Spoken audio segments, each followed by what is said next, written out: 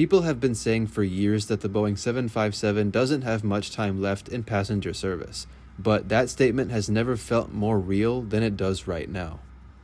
As of December 2025, only 5 airlines remain flying 757s in revenue service. 2 other airlines retired their 757 fleets this year alone, and a further 2 are expected to follow in 2026, one of them being United Airlines with its 757-200s.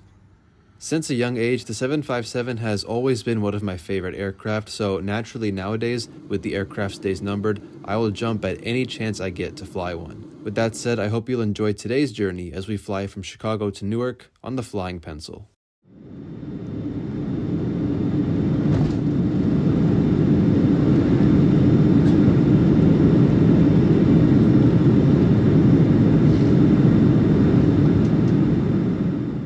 We're actually going to start this video right at the gate where our 757 has just arrived from Washington Dulles. Now today is the Friday before Labor Day weekend, one of the busiest travel periods of the entire year. TSA PreCheck had taken a decent while and I also hadn't eaten the entire day, so I decided to grab lunch from a place right by the gate. So of course that took an eternity given there were so many people, but thankfully I got my order to go right as boarding was being called. Now granted, we were running a little bit late today, and I think we reached the airport about an hour before the flight. Regardless, we're here now and stuck with a classic case of boarding but not boarding. I've covered in previous videos that United, much like its legacy counterparts, charges extra for so-called preferred seats, the first few rows of standard economy, because these seats are closer to the front of the aircraft. It's just another way for the airlines to make some quick cash, so I understand why they charge, even though I don't necessarily agree with it. Now, if these seats were priced for a slight premium, let's say $5 to $15, I could get behind that. But United's pricing is honestly ridiculous. I paid $32 to reserve seat 27A, which, first of all, is closer to the back of the plane, so why it's a preferred seat, I don't understand. I've paid less money to sit in Delta Comfort Plus on the 757, and in that case, the premium actually makes sense because in Comfort Plus at least you get more legroom. Compare that to this flight where an Economy Plus upgrade would have cost around $80. Regardless, each seat has a personal entertainment monitor with a USB-A port and headphone jack. There's a tray table, seat pocket, and a decent 31 inches of pitch. The seats overall are comfortable and universal power outlets can be found between them. If the doors are open in an emergency, slide rafts will automatically inflate in a water landing. Slide rafts detach from the aircraft and are used as life rafts. You will also find an additional life raft located in an overhead bin in the Indicate that you have reached exit.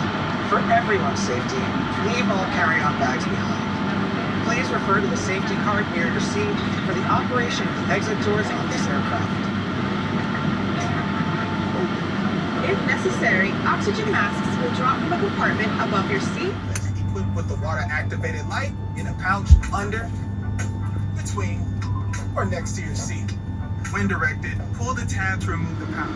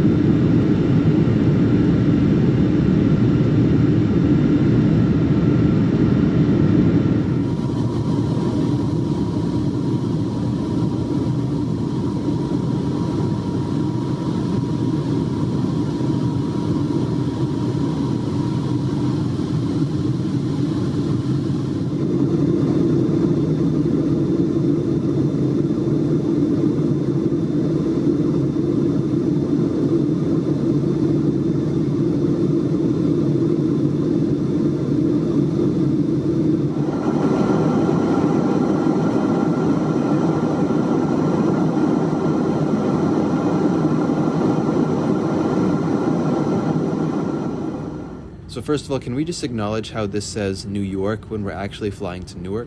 Alright, so now that we have that out of the way, I always have high praise for the in-flight entertainment systems across the legacy US airlines, especially United. The screen today was responsive and the system is loaded with content and it's easy to use. You also can't go wrong with the 3D interactive map, especially the various details that are included with it. The service on this flight consisted of the usual choice of drink and snack, for which I took a water and stroopwafel, but I also pre-ordered a $10 tapas box on the United app about a day or two before the flight. Inside the box you get some olives, almonds, hummus dip, pita chips, rosemary crackers, and bruschetta dip, so for $10, I'd say that's pretty good value. Now at the time of making this video, United has 47 757-200s in the fleet, all of which are due for retirement in 2026, as during that year, the first of the carrier's 50 Airbus A321XLRs on order are due for delivery. And unlike many previous retirement timelines that have been postponed due to delays in new plane deliveries, it really looks like 2026 will be the end of United's 757-200 fleet, especially seeing as American Airlines just took delivery of its first A321XLR not too long ago. We'll keep discussing this on the ground, but for now, it's time for landing. Our approach into Newark brought us past some stunning landscapes of northeastern Pennsylvania, upstate New York, and northern New Jersey. After turning base near Fort Lee, we came in along the Hudson River and past Manhattan for landing on runway 22 left.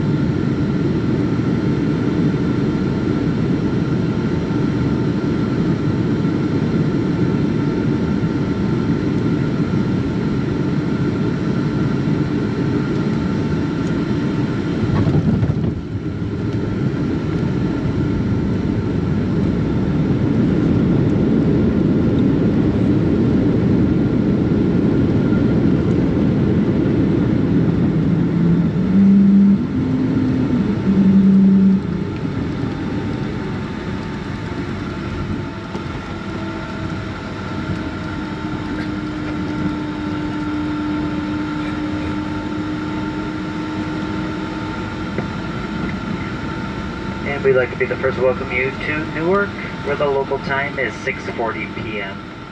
Please stay comfortably seated. It's crazy to think that at this exact time next year, United 757-200s will either be mostly gone or gone completely.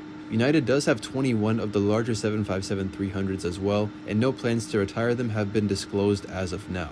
However, it's worth noting that even though US airlines are notorious for keeping their planes flying well into their 30s, nowadays many carriers, including United, have been facing issues related to sourcing new or spare parts for older engines. These include the Rolls-Royce RB211s used on the United 757s and the Pratt & Whitney PW4000s used on the 777-200s. Such issues have actually caused United to ground a handful of 777-200s, with some fearing that if these supply issues persist, they may accelerate the retirement of those aircraft. While that's just speculation at this point, a similar case might be true for the 757-300 as well. Overall, we've seen that airlines have historically struggled to replace their aging 757 fleets because there has really never been a suitable replacement. However, now the A321neo family, particularly the XLR, offers a decent solution with increased range, better efficiency, and an overall improved passenger experience. And we've seen many European carriers take this approach, Exhibit A being La Compagnie, who replaced their 757s with A321neo LRs.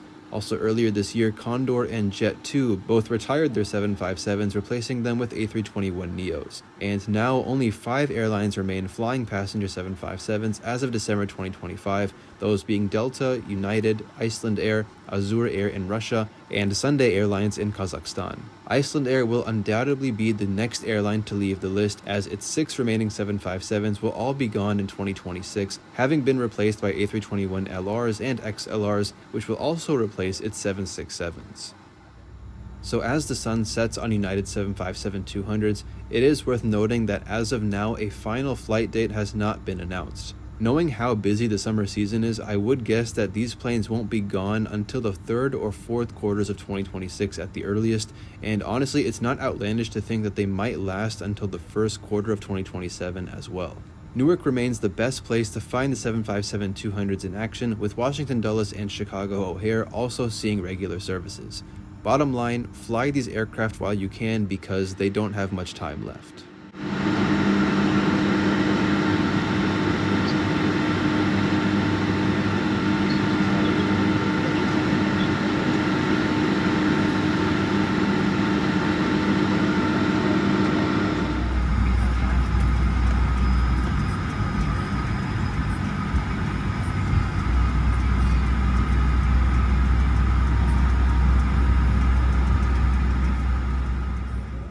Thank you so much for tuning in today, and I hope you enjoyed the video. I'll leave you with this beautiful sunset here in Newark, so until we meet next time, take care and see you soon.